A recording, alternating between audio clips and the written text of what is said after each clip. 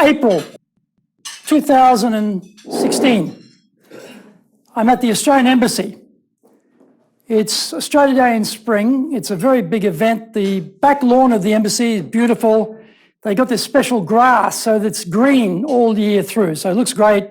Cherry blossoms all around. Gorgeous scene. Have about 1,000 guests come to this event in waves. Politicians, cabinet ministers, senior government officials, leading business people. And it's a big event. There's probably about 600-700 people there at any one stage. So I'm walking through the crowd and I see people I know, and then I'm looking for people who I can meet. So I see a gentleman with a group of others, and I walk up, introduce myself, I exchange business cards. 2 years later, that meeting turned out to be worth $1 million to my company. Now, there's 700 people in that audience at any one time, but one of them was worth $1 million. There may have been others, but I couldn't get to them. But I got to that one, and I made the effort to find that one. So my point to you is about networking. You don't know which one of the people you're going to meet could be a substantial client. I don't know if it's going to be $1 million, $10 million, $500,000, $200,000. But the networking process is an excellent way to meet potential clients and develop your business, which is why I've put this talk together today. As Carla mentioned, I'm the president of Carnegie Training Japan. We're a 107-year-old organization. We've been here in Japan for 56 years. We are the oldest corporate training company in this country. And so we teach sales, of course. We teach networking, of course. And Carla mentioned my book, Japan Sales Mastery. I wrote a section in here on networking. But I'd like to talk a bit more depth today than what I could fit into the book. So I want to talk about the mental game of networking. And the metaphor I'm going to use here is cure for cancer. If one of us in this room had the cure for cancer, and we could help so many people, what would we do? Would we be bashful about sharing the cure with people? Would we be shy to let people know we've got the cure for cancer? Of course we wouldn't. We'd be very confident. We'd be very committed. We'd be very motivated to share that cure for cancer with as many people as possible. Now, as business people, we're not medicos. We don't have the cure for cancer. But all of your businesses have a cure for some business issue. You provide something for companies to help them grow their businesses. Otherwise, you wouldn't be in business. Right? So if you think about it, we all have a duty. How can we take what we're doing in our companies and find other people we can cure their business problems through our solution? Now, of course, we can advertise. For small, medium-sized companies in Japan, advertising is quite expensive. We can do SEO, and that's getting harder and harder. We can do Google ads, we can do Facebook ads, LinkedIn ads, Amazon ads. Again, it's tough, and we should do all those things. We can get referrals if we're doing a good job, and we ask people, you're very happy with the results. I'm just wondering, if you think about your circle of business contacts, is there anybody else who'd benefit from this solution to try and get them to refer someone? But we can also do it through networking. Now, in my own case, this is Japan. So as the president of the company, it's very difficult for me to pick up the phone and cold call someone. Because in the culture of this country, if the president's cold calling you, the assumption is there's something wrong with that company. Now, my staff do it, of course, but in my role, I can't do it. So I'm limited in what I can do. So I concentrate on networking because I've got the cure for business problems across all industries in my business. And I want to share that. And I encourage you to think the same about what you're doing. Don't be shy about talking to people you don't know. Don't be afraid to walk up to people you've never met before. And don't be afraid to introduce your business, because you will be able to find $1 million customer, perhaps, or better, in that group of people. And, what's the objective of networking? What are we doing this for? I'm not looking for a girlfriend. I've already got a wife. right? I don't need a girlfriend. So I don't go to networking to find a partner. I don't need to have new friends. I've got plenty of friends. I do networking for one purpose alone, and that is, well, what is it? What do you think it's going to be? Do I want people to know me, or do I want to know them? Where do you think that sits? Do you want to be known, or do you want to know? Well, ideally, we all want to be known, because if we're known, they'll call you. They'll say, I'm looking for this. Oh, I need some sales strategy. Carlo does sales strategy. I'm calling Carlo. I need some IT technicians, IT specialists for my company, but I don't need them full-time. I need them part-time or limited time. I'm going to ring Mark, and he's going to help me to find those people. You want to be known, so people call you. But how do you become known? Well, social media is one way, but networking is another way. And I have got no inhibitions at all about meeting as many people as possible to be known, because I want to be top of mind. When they're looking for a solution that I can help them with, if they think of that problem, hopefully they'll think of me and contact me. And it happens a lot. Funnily enough, no one uses the phone anymore, Carlo. I don't know what's happened. We can all get rid of our phones at work because no one rings you anymore. It's coming through Messenger, or it's coming through Facebook, or it's coming through LinkedIn. New channels that we never had before in the old days. But it's coming because I'm trying to be known. So I encourage you, know people and be known. And why not? What's the worst thing that could happen? I was at a French chamber event. French chamber, by the way, very expensive. And I joined, and I found it, relatively speaking, a difficult networking group, to be honest. But I remember I was walking into a function, and one of the gentlemen said, "Oh, you are always spamming me." Now, a lot of people might be upset by that. They might think, "Oh, how rude of him." I was very happy because I'd met him, I'd become known to him, he recognized my face straight away, and he'd been given my card and I got his card and he was getting my emails. That's why I thought I was spamming him. Guess what? I don't worry about that, because in that crowd of 300 people, he's the only person who had a problem with that. The other 299, they're getting the information from me. So sometimes you've got to be a little bit resilient, a little bit tough. Ignore that stuff. Flip it around the other way. If you think about your own company, if you think about your own sales force, and I say this to people, and they say, "Well, you followed up with me, you wanted to meet me after I met you." I said, "That's right."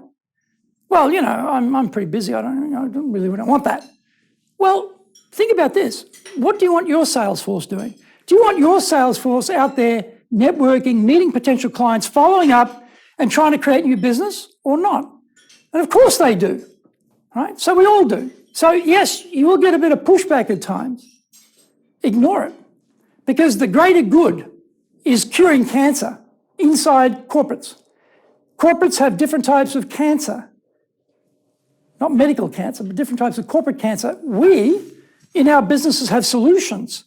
We should not be hesitating or shy about introducing those. So my key message is, change the mental game that you might have about walking up to complete strangers and meeting them.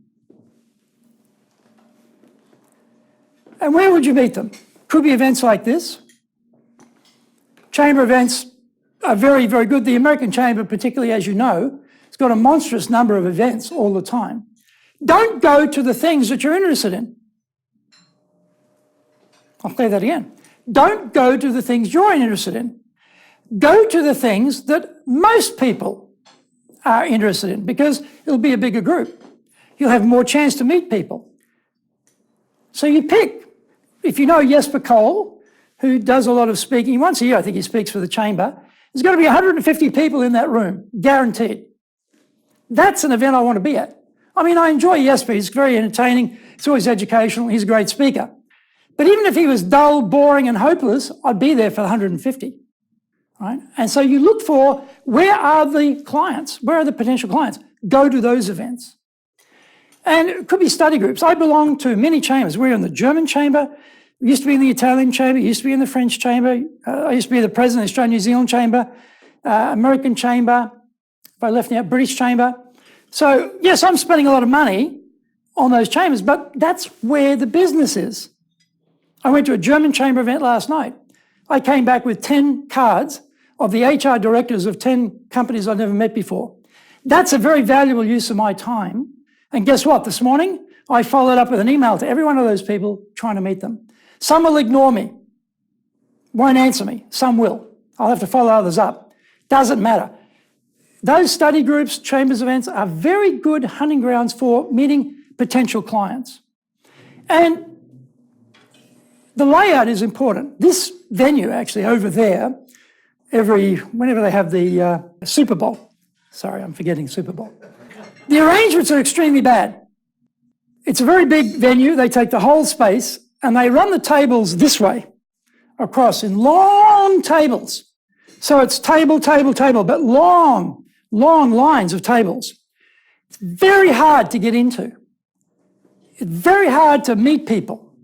And I've been to a Super Bowl, some ridiculous hour in the morning, and we're all drinking, can you believe that? Trying to meet people, but you can't meet people because it's laid out. So you've got to look for the layout, or it could be a very big event.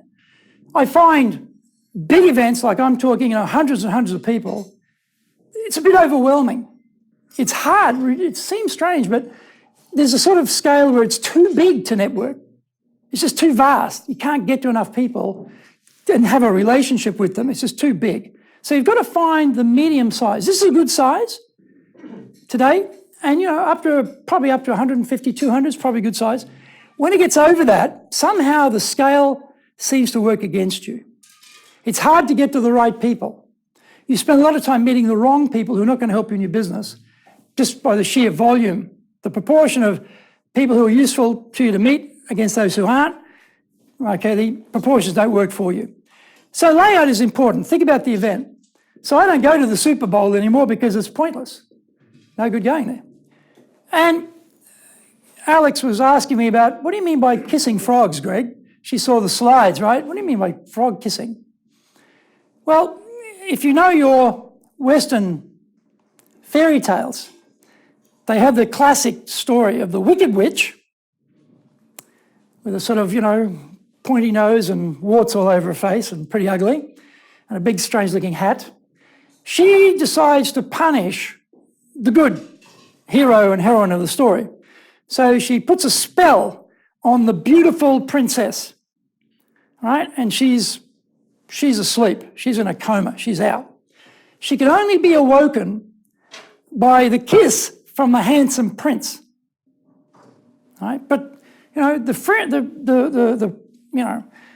she's out.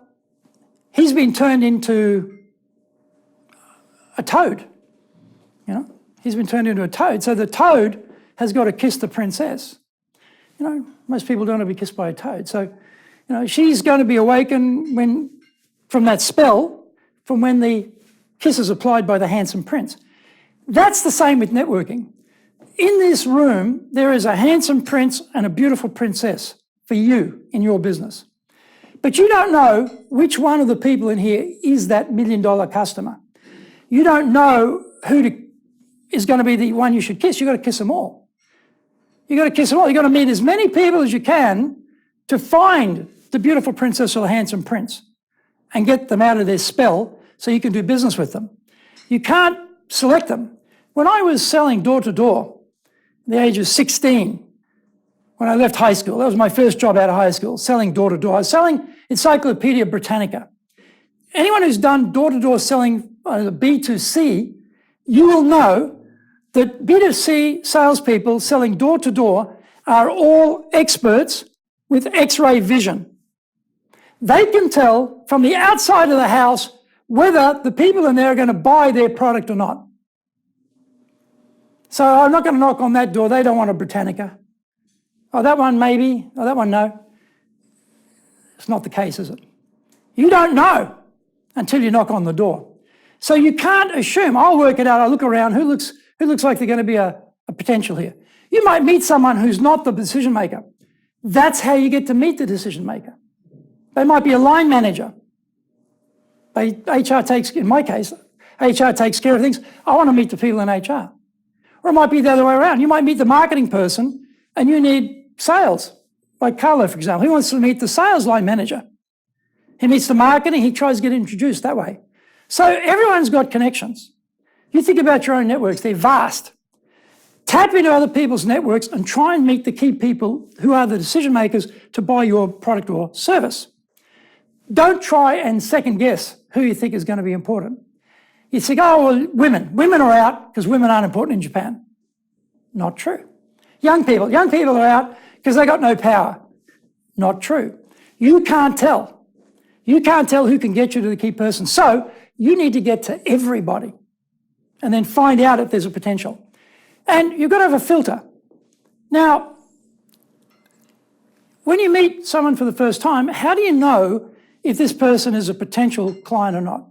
You all have an avatar. You have an ideal client framework, you know. This is what an ideal client looks like for our business. You all have that. You know what it looks like. So when you're meeting people, you're running them up against the ideal client, the comparison. Do they match? And you have a filter. Now, in my case, as a training company, my filter is how many people work in your company?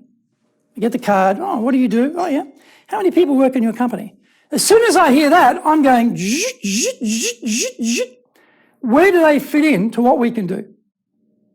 Right? If they're 1,000 plus, they probably have internal training already.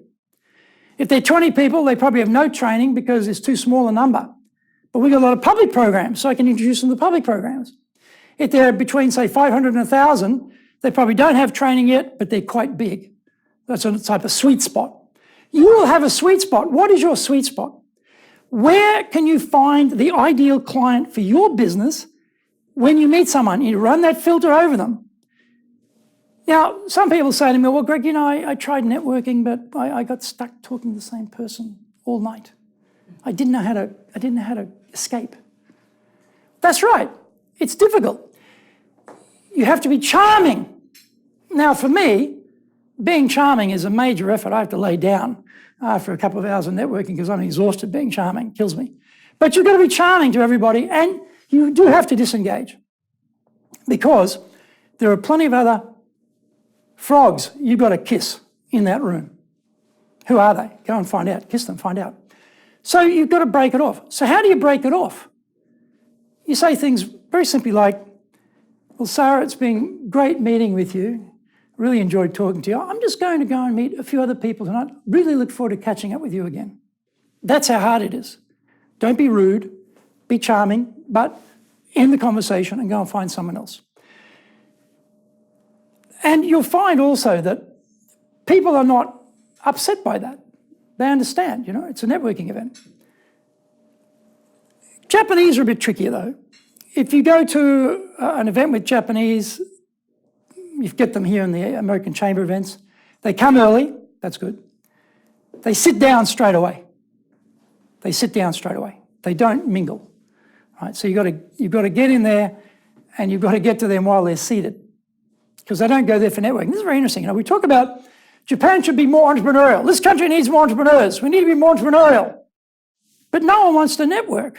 That's being entrepreneurial. So we've got to educate Japan to be more entrepreneurial and do more networking, meet more potential business partners.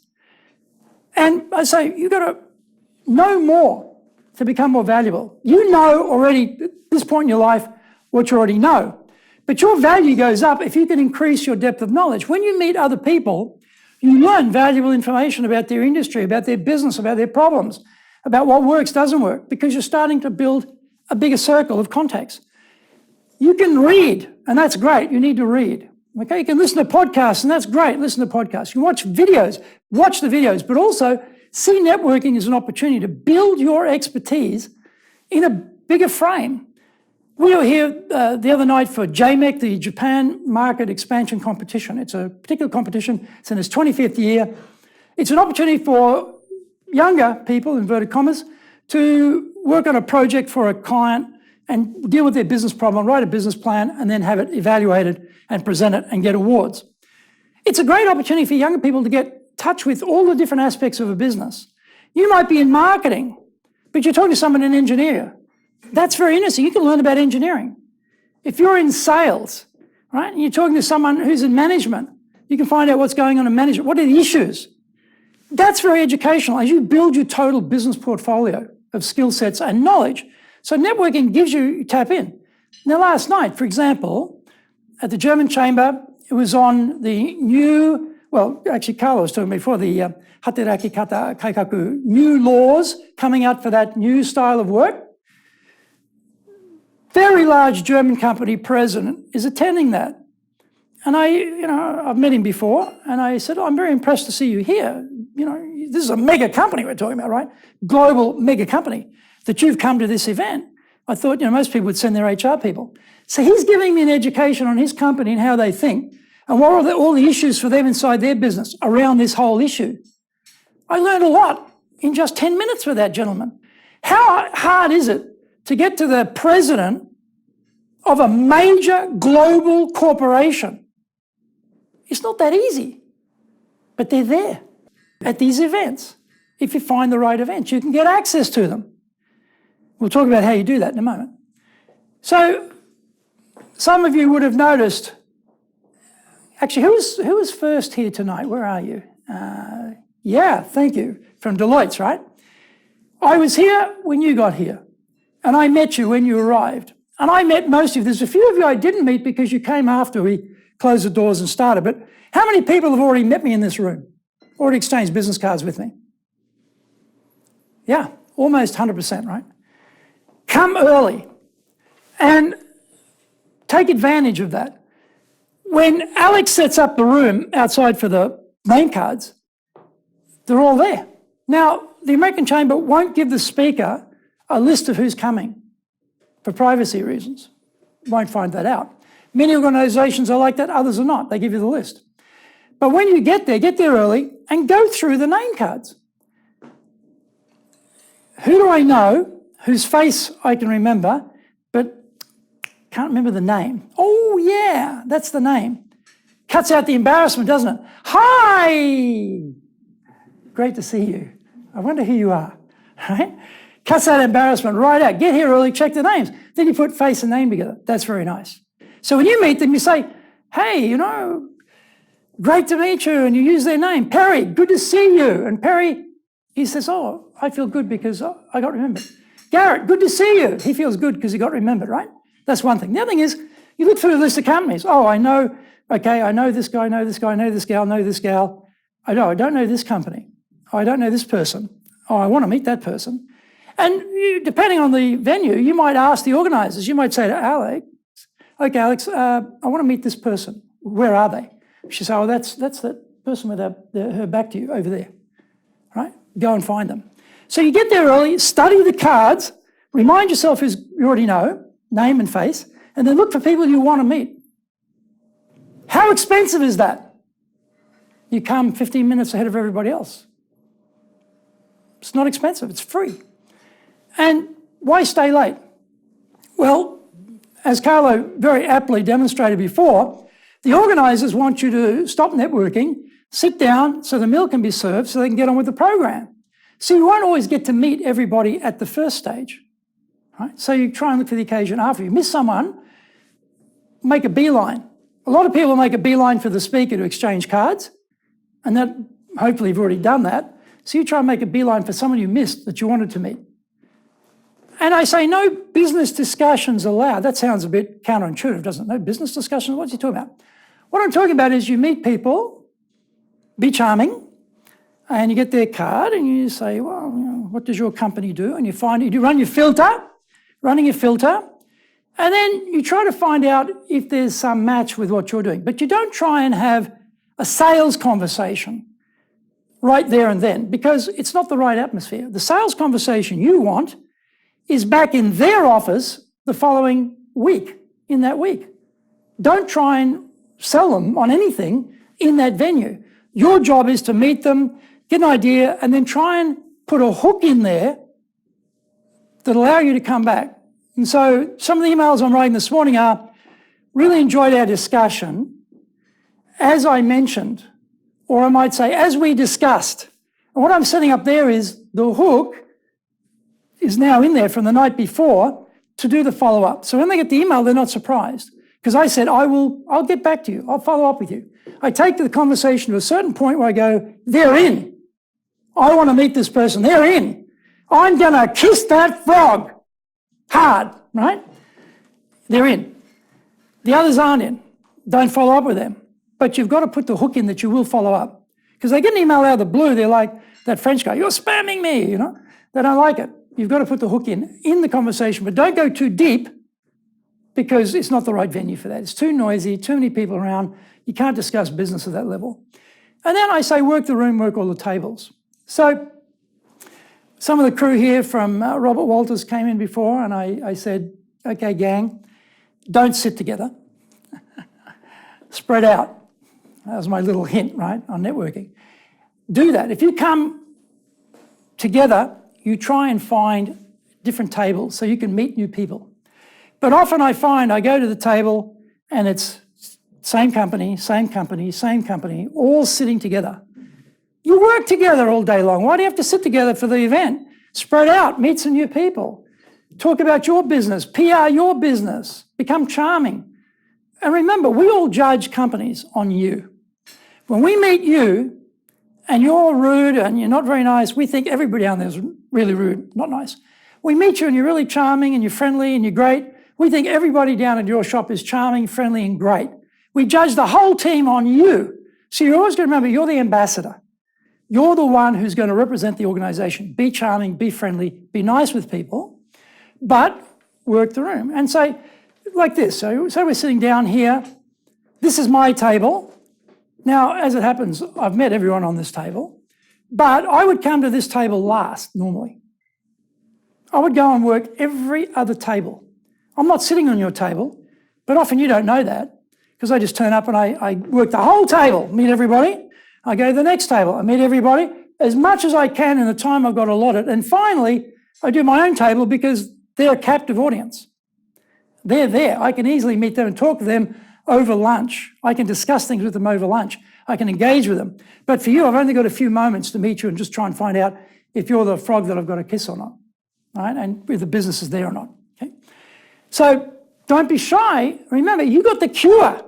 You got the cure for corporate cancer. Your duty is to meet and help as many people as you possibly can. And when you meet them, you'll know, I can help this person, I can't help this one. But you won't know that until you meet them. So don't sit together, all right? I'm not going to ask who's sitting here from the same company. I mean, sometimes, like today, you know, Saxon and I are on the same table because she's been sat there by the organising committee. But if it was a normal event and say we're not on the head table, we're on one of these tables, and we both by chance sat down, because I'll be there early, I'll put my something or other on the chair to mark out my chair, and she probably does the same thing because we're out networking. We come back, we go, oh, hey, we're on the same table. One of us has got to get off that table and go and sit somewhere else. We cannot be on the same table. It's a bad use of resource. So one of us will say, oh, okay, I'll go and sit over here, right? And they'll go off and do that. You've got to have that, whatever that understanding. Same when you're working in a big room. If there's two of you, or say there's two of you, you walk in, you say, right, I'll take the left side, you take the right side, see you at the end. It's just like my golf game. They say golf is a social game. I don't know about that. When I tee off and it slices off to the right, and I'm out in the woods looking for my ball, the only time I see people is back at the green, you know. So I didn't find it very social, but that's like networking, right? You're going to have that opportunity to try and meet with people and divide up the room, meet as many as you can, and then meet together on the green at the end. Don't walk down the fairway together, all right? Don't do that. So how do you do your elevator pitch for networking? This is there's many formulas. This is just one formula. I make it a simple one. So people will often say, give them the card, oh, what do you do? Now, there's an accounting seminar going on next door, so let's pick on accounting. So you could say, I'm an accountant. I work in tax. I'm in audit. I'm in tax consulting, or I'm in, whatever it might be. Or you can say something more interesting than that. You could say something about, well, my firm helps companies to minimise their tax exposure and to keep themselves compliant with the accounting rules in this country and keep people out of trouble. We never have issues with our clients because we help them, right? So the overview is, I'm a tax firm. We help people stay out of trouble. So then you get to the problem. The issue comes up in Japan because the tax laws are quite complicated, that some people unknowingly, this is the problem part, can get into issues and they get audits and then they have trouble. We fix that problem. And then you leave it. So you put up the problem, you put up your solution, and then you just leave it. And often people will say, like the skepticism kicks in, right? You say, oh yeah, we fixed that problem. And you just see the cogs turning. They're going, oh yeah? How do you do that? And that's what you want. You want them to ask you, how do you do that? Tell them broadly what you do, highlight a problem that comes up very often in your industry, and then provide very short form, oh yeah, we fixed that. Oh, that's never a problem. That gets done. Don't tell them how. Just tell them the what. When they say, well, how do you do that? We say, well, it's quite comprehensive and quite complicated, but I'll be very happy to share it with you. I'm just a bit busy today, but I'll reach out to you. And I'll have the conversation in their office, as I said before, right? You don't want to solve the problem there and then. You want to put the hook in that there's a solution for their problem that you'll come back later, sit in their office and fix for them. But you've got to suggest that there's a problem. Now, I'm an accountant is not helpful. I'm an accountant who helps people do something or other. A common problem is this. This is what we do. So you pick it up, whatever your industry you're in, like you're in the translation business, right? So we're a global translation company, multi-language, 24 hours a day. The problem for a lot of people is the quality of the translations. It needs a lot of rework. It's very time-consuming, annoys people. We fix that problem. So when Sarah says that, I want to know, oh yeah? How'd you fix that problem? And she's not going to tell me. She said, well, we've got systems for dealing with that. It's not the right place to talk about it in depth today, but I'll reach out to you and I'll go through it with you and explain how we do that. Very simple formula to help you get to the nut of the problem that you want to solve for that client. So I'm going to go through some of the Dale Carnegie human relations principles to help you in that being charming part. Okay, the charming part. Principle number 4, be genuinely interested in other people. Now, you'll find at networking events, there are a lot of people there who didn't come for networking. They came for the speaker. They don't bring Mainsheet and they're not interested in meeting you. They blank you, as we say. They just brush you off. Hey, guess what? Don't worry about it. There's plenty of people there who are nice. Meet them. You will meet those people. They're annoying, but don't let them worry you. When you're talking with people, you've got to be genuinely, the key word there is genuinely. We don't want an interrogation. Naomi, so how many people down there at your company you've got, and what sort of budget do you have for training down there, and what's the monthly total? It's not an interrogation, right? It's not that type of being interested. It's more like trying to get to know her better and find out about her. But from a genuine point of view, if you like people, you like to meet new people, you like to find out about companies, industries, what they're doing, people feel it. If it's an interrogation or it's some sort of, rat with a gold tooth sort of sneaky, routine, they pick it up straight away. They realize, oh, this person's just trying to milk me for information here to sell me something. No one wants to be sold to, but we all want to buy. Remember that? Everyone loves to buy. Nobody wants to be sold to. Don't sell to them. Make it so they want to buy from you. Be genuinely interested in other people. And principle number 5 is smile. Japan's a very serious country, actually. When Japanese people are found are concentrating, they're not smiling much. Now, Japanese may be able to do this. They may be able to tell, oh, that serious face is not an angry face. But poor old gaijin like me, when I see that Japanese serious face that looks angry to me, I can't tell it's serious or angry. It looks angry, right? Don't take the risk.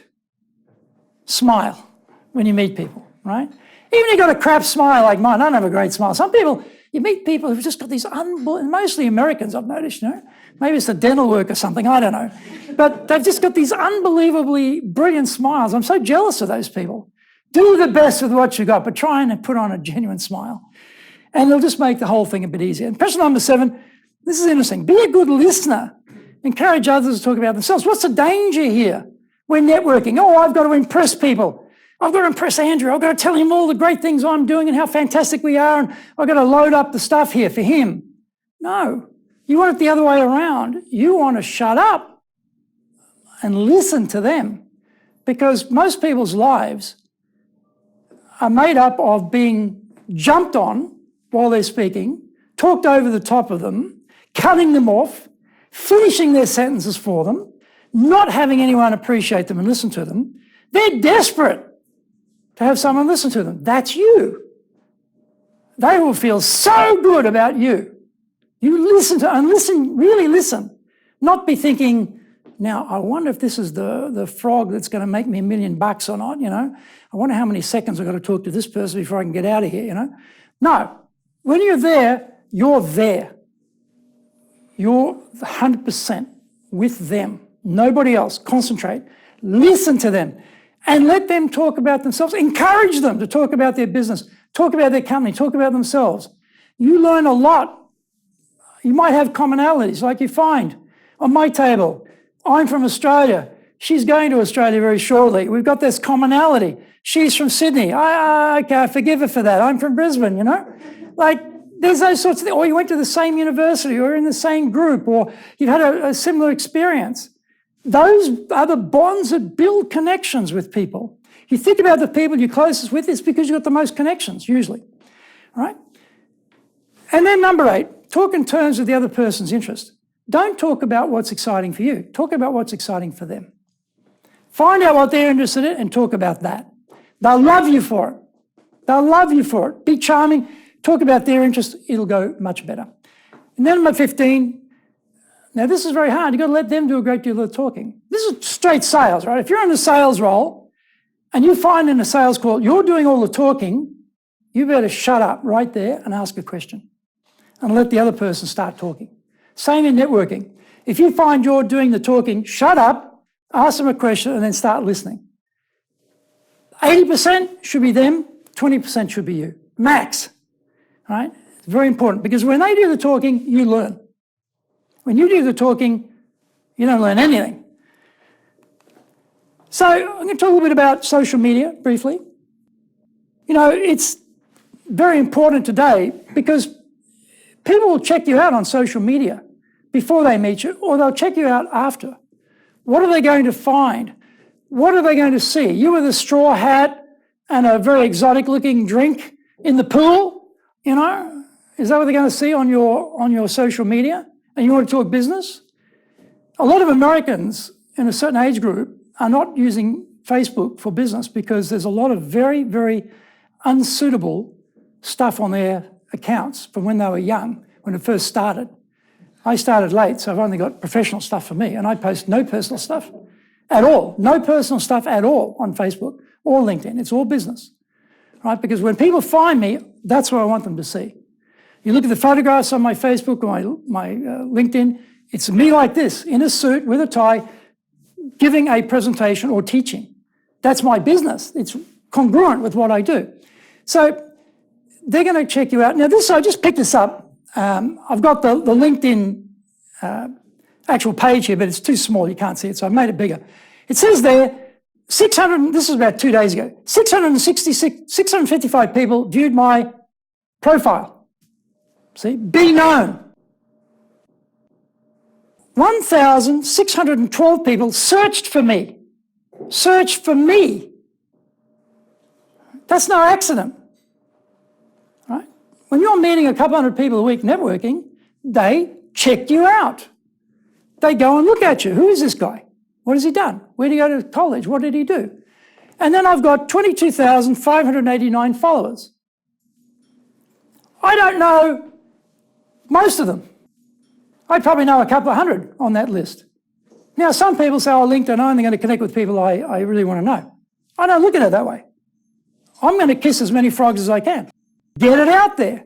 Because I post articles on LinkedIn, I post them on Facebook, I post them on Twitter, all business related. It's congruent with what I do. And when people come onto my site, they see, oh, this guy's got 1,600 articles on LinkedIn. 1,600 articles, what's he posting? And they go in, they see, oh, he's got a video of him doing his Cutting Edge Japan Business Show YouTube channel, comes out every Tuesday. He's got an 800-word article here on leadership or sales or presentations, because that's what I write on. Or it might be the same thing in Japanese, because I'm posting, regularly during the week. What are they finding on your site?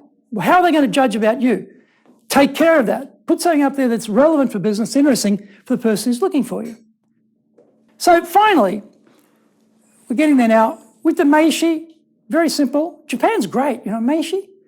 What a brilliant idea. You grab the Mainsheet, you're holding the Mainsheet, you walk up to people and say, you got it in front of you, right? May I meet you? As you're half bowing, like, what are they going to do?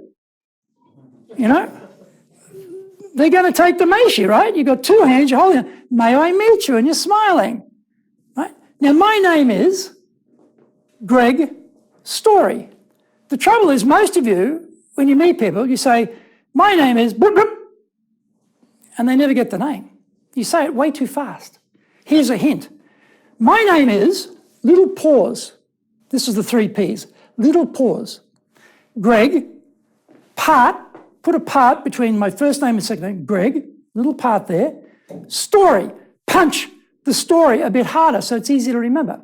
My name is Greg Story, like that. Then they hear the name. Most people, you can't remember the name because you couldn't hear it. So, simple thing, what does your company do? You ask them, how long have you been working there? This is just casual conversation. What did you do before? They might have network in another company you want to meet. Happens all the time. You meet someone, oh yeah, I used to be with so-and-so. Bingo, I want to meet that company. This person can introduce me. Great, Now, I talk about the German chamber. I call it the German Giants Iron Circle. This happens to me at the German chamber. German gentlemen are big guys. They're big dudes, the top of my head is often their shoulder height. And 5 of them, like an iron circle, they're talking to each other in German. And here's me, with my Mainsheet out, May I meet you, So I have got the cure for corporate cancer. I have no fear of the iron circle. I shouldn't tap here. I tap them up here because they're so tall. I tap them on the shoulder. Was ist das? Type of attitude. May I meet you? Sweetly. And now it's very interesting. When you meet the first one, you give him your card, you say, great to meet everyone else, because otherwise they'll all disappear. You've got to hold them there, right? You meet the first guy, and then don't let the others go away. Oh, great. Oh, can I meet the rest of you too? And bang, bang, bang, bang. 5 of them straight away, right? Now, you may only have a chance to talk to 1 or 2, but it's a start. It's a start, And so you can't be put off by that iron circle of people talking together. So, I can't break in. They're having an important discussion. Forget that. You got the cure for corporate cancer. Be brave. You should be out there helping those people with their businesses. You can help them. Okay, so follow up. I send them an email. I designate the date. Sometimes I'll send white papers, ebooks, if it's a relevant conversation, because you probably got those things too. You might even have a sample you want to send, if it's relevant. Like with the supplements, right? You might send them just a little gift sample. This for you, right? And if you can, not always easy, but sometimes handwritten mail note is good because, like all of us here, we just get swamped with emails, right? Like that's what I say, you send people emails that don't answer you. Sometimes because they don't want to, but other times they're just busy. Just follow up. I follow up 4 times. After that, I quit. I send the same email, I copy the one I sent it again 4 times, then I quit, because after that, you're just annoying. If they aren't going to get back to me by 4, they're never getting back to me. So I do it that way. So handwritten notes, always very good. So I'm going to confirm one thing for you. Your business is in business to help clients. You are doing something of high value for your clients. You need more clients. You've got the cure for their corporate cancer with your business solution. Be brave. Don't hesitate. Meet people, become known, connect with people, and then build your business and find the $1 million client that you need. Thank you.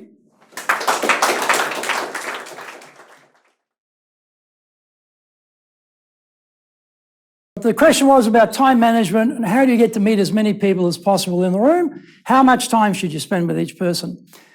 If you're running that filter, within 1 minute actually, within 1 minute, if you're running a filter, you'll know prospective client right here or not.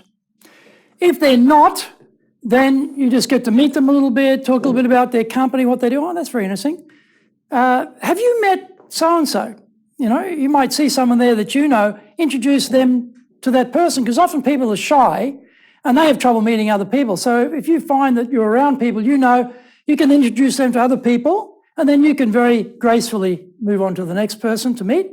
Or you might just say, well, look, I'm really great to meet you. Thank you very much.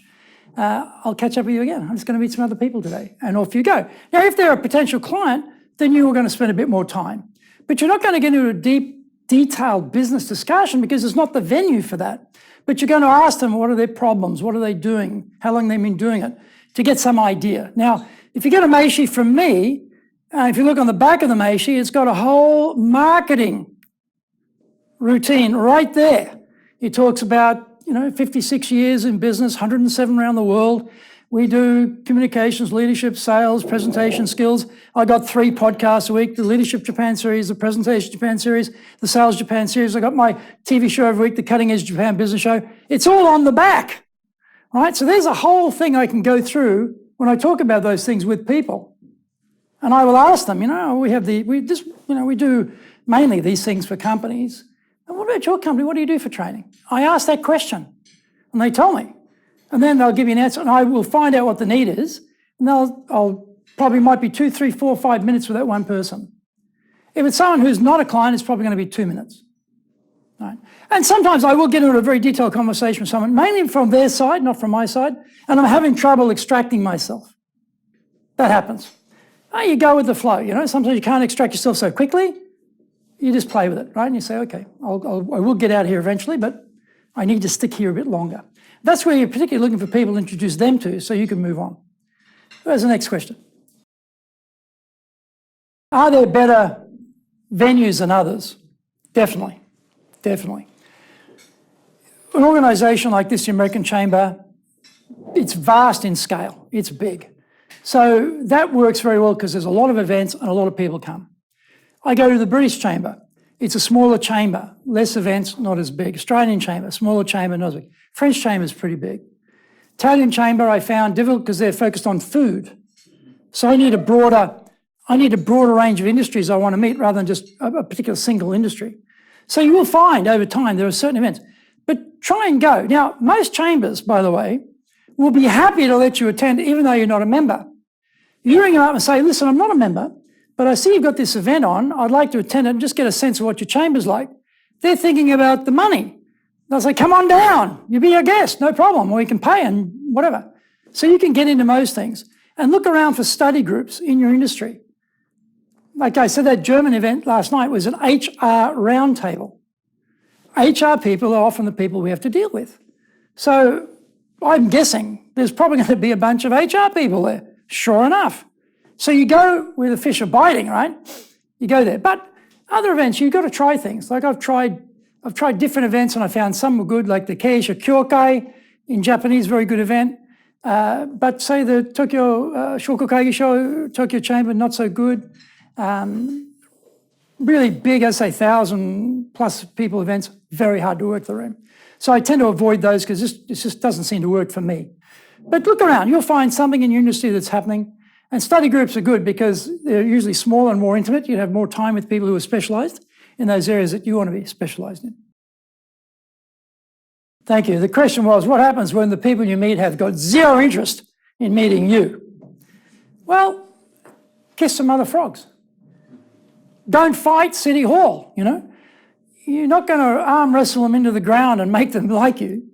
There are people like that. I mean, I get this all the time. I don't let it worry me because I just think, oh, well, that's fine. They're not ready yet. They're not ready yet as a client. They have got a problem. They haven't realised they've got a problem. One day they'll realise it. We'll help them, but it's not today. So don't waste time with those people. Move on. And you're right, Naomi. The worst thing is you're talking to them, but they're not really, they like to put the Mainsheet in the pocket, right? There's a bad sign right there, right? So I don't fret about it. I think to myself, I got $1 million customer somewhere in this room. I wonder which one it is. Obviously not this one. And it happens too with me with when I'm doing my filter and I listen to them and I realize often with the presidents, I can tell this president has got no interest in what we do. They've delegated that to somebody else, don't get involved, or they just don't believe in it, in the training business, right? You can tell, no interest. Well, okay, fine. Find someone who has got an interest. Don't take it personally, right? Because like in sales, rejection is not rejecting you, the person. They're not rejecting Greg's story. They're rejecting the offer in that format, in this part of the business cycle, on this occasion, with those numbers attached to it. I don't get upset when I get rejected in sales either. I just think, not today, but one day. Not today, but one day. Yes, Naomi, please, follow it up. So the question is, the person who's rejecting you is actually the frog you want to kiss. They are the potential $1 million client. You really want to work with them, but they're giving you the brush off. And trust me, that happens to me all the time. Again, if they don't have the interest, you can't force it. I just accept, well, not today. I don't say never, I just say not today. And I don't fret about it, I go, okay, I'll wait. Obviously, that person is not the person to talk to in the company. Sometimes they're so far up the scale, they don't even know what's going on down here at the buying level where I'm involved. So I realize that's not going to be a top-down introduction. I often get that top-down. I do what we call top sales in Japanese. It means the president to president. I get the access. So I use that. Sometimes it doesn't work. I say, okay, it doesn't work on this occasion. Mentally, they're not there with me. Okay, regroup, next occasion. Can't force people to do business with you if they don't have the interest. Now, I might send them a nice email though, and no sales in it. Great to meet you, look forward to seeing you again. That's it. Don't talk about courses, don't talk about this or that, nothing, no sales in it, just a greeting. Because the hook didn't go in. I can't send them an email that talks about products if there's no hook in there at the beginning. You've got to get the hook in before you can send that email. If you don't put the hook in, don't send that type of sales-ish, and they're sales-ish, they're not strong sales letters, that follow-up email. If you feel there's an opportunity to follow up, then follow up. If there's not, then just a nice greeting is enough. They'll delete it, don't worry. Yeah, please. So the question is, what about those who are spammers who just, collecting business cards so they can hit them with emails selling their product? It's like you get people connect with you on Facebook or LinkedIn, and suddenly you get this avalanche of spammy connects they want to make with you. What do you do about those normally? You ignore them. You delete them. They're out. So what's the difference? The difference is those principles I talked about before. Be genuinely interested in other people. Let them do a great deal of the talking. All right? Find out what interests them and talk about that. And this, again, is a balance. Like you're running the filter. How much time do I need to spend with this person? You're not going to spam them or follow them up or do anything with them because they're not your client. So in a room, you're only going to have a limited number of people you really want to follow up with. Concentrate on those people. be charming with the other people, push your best image of yourself and your company to them so that they meet you and they think, wow, everybody delights, they're wonderful. I met Carl, he's a great guy, they're all wonderful down there. That's your PR part. That's your diplomacy part, and you're representing the company in the public venue. That's good enough. That's good enough. When you are finding someone like that, they're running around doing it, you're not them because you're not doing it that way. And the way you follow up is different. You know, you may put them into your system where they're getting an email, right, regularly. That's different. But for the people you really want to follow up, you'll know. And you will spend the time with those people up to a point. You'll get to a certain point where you can't take the business discussion deeper because it's going to go too deep. You've got to cut it off there and put in the hook to follow up at a deeper level later. That might be 5 minutes. It might be 10 minutes. Doesn't matter. You'll make that decision based on the person. So don't worry about those people running to it. No one's taking any notice of them at all. And you won't be confused with them because you're not doing it that way. You're doing it in an entirely different way. And I'm telling you right now, people want to be listened to. They don't get a chance to tell people stuff because they're getting cut off, sentences ended for them, truncated all the time, they're frustrated. Here are you, charming Carlo, who listens and responds and finds out more, and they think, oh, great guy, I like that guy. That's what you want. One impression, your first impression, you get one chance, right? First impression, you've got to get that right.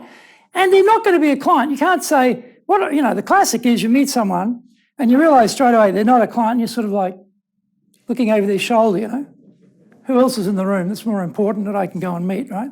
This person's a waste of my time. No, you don't do it like that. You give them eye contact all the time. You're looking at them, you're talking to them, you're fully concentrating on them. They say that Bill Clinton, for example, was a genius at this. And I've heard this from a number of people who've met Bill Clinton. First of all, he remembers your name if he's met you before, which is unbelievable for a start. The second thing they say is when you meet Bill Clinton, you feel like it's only you and Bill in the room. That's how he makes you feel. I wish I had that skill, but he's got that skill. We've got to try and get that type of skill so they feel like they're the only person in the room. You do it genuinely, it'll work. Maybe not as good as Bill Clinton, but it'll be the best that you can be. And it'll be a hell of a lot better than everybody else, that's for sure. Okay, the question is, when I'm networking in a Japanese environment with all Japanese speakers, I'm in Japanese. Yes, there is. The first thing is, again, no fear. And I have a little bit of an advantage because I'm a foreigner, right? And I'll say something like, sumimasen, chotto atte ii desu ka? I'll be very polite and I'm bowing and I'm holding my Mainsheet out. So I'm coming in very gently, right? And I'm speaking in Japanese so they relax, right, straight away. Now, with my team, when we go to Japanese events, often it's hard for them to break into those Japanese circles because they're a bit shy being Japanese. They just don't have that. I'll be the battering ram. I'll go in, hit the group, then they come in behind me and clean them up, right? That will often as a team. So take your Japanese team with you in those events because they will be able to spend the time as you break them into the group so they can work that group and you can go and work some other groups. Now, Japan's a funny country because, as a good example the other day, I met the president. We had a meeting. I needed to call the president. I rang them. He wasn't in a meeting. He was in a meeting. I couldn't get through to him on the phone. I said, well, can I leave a message? No, call back later. Or you ask their email address if you haven't got it right. No, we're not going to give that to you. It's anti-business, basically, Japan, They don't want to meet new people. They don't want to give out phone numbers. They don't want to give out email addresses. They don't want to make the wheels of commerce turn. It's all like, the old, it's like a castle. Big moat around the outside, keep everyone out. You've got to break through that. Be polite, walk up to people, be fearless. As a foreigner, it's easier. If you're Japanese, do the same thing, be polite. And you will get the same thing. You get the Japanese version of was ist das, and they look at you, nani, dare. The eyes, the body language, they reel back.